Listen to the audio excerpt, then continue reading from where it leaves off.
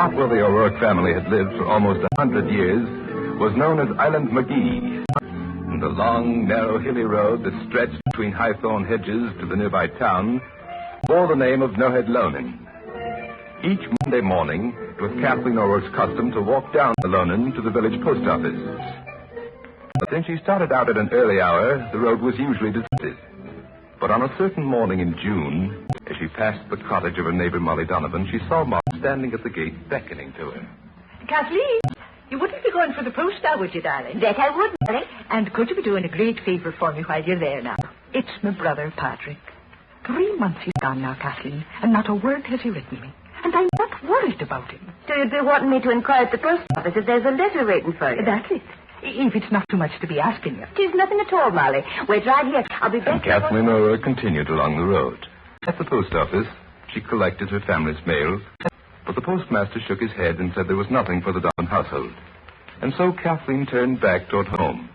And it was then, just after she'd passed the outskirts of the village and started up the Nohead Lonan, it was then that she saw the man.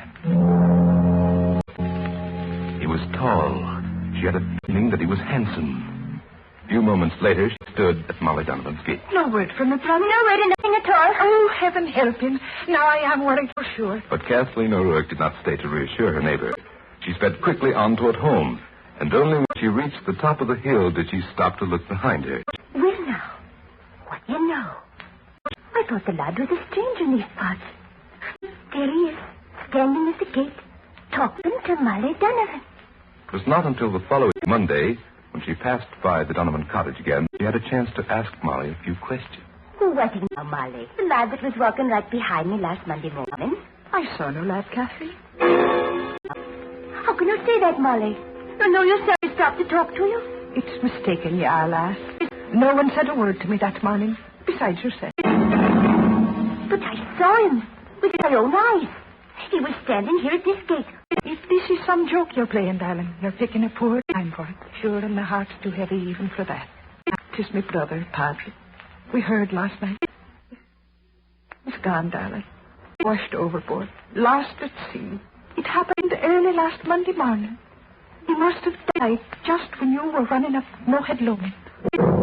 Yes, Molly Donovan's brother died at the very moment the strange young man appeared on the road behind Kathleen O'Rourke.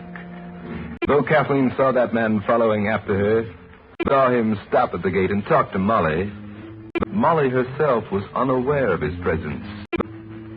This is only one of many such stories out of the country of Eire. A story incredible but true.